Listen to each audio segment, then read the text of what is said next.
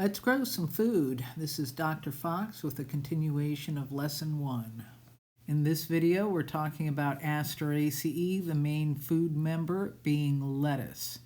There are three main habits of lettuce, one being loose leaf, one being romaine, and the last one being head lettuce.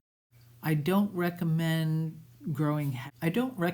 trying head lettuce, especially if you're going to grow organically in the ground. Lettuce in the ground, generally speaking, attracts a lot of different pests, especially snails and slugs, but it grows really well in hydroponics. Anything you put in hydroponics grows faster than it does on ground, and you have a lot more control over pests.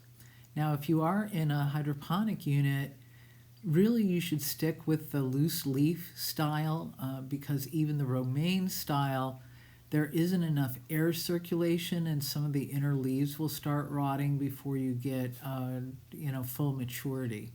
Lettuce is what we refer to as cut and come again.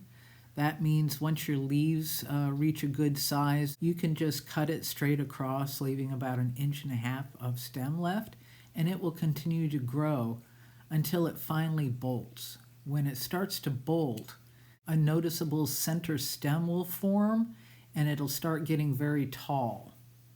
The leaves will get more bitter. You can still eat them, but you should be aware of the taste profile difference.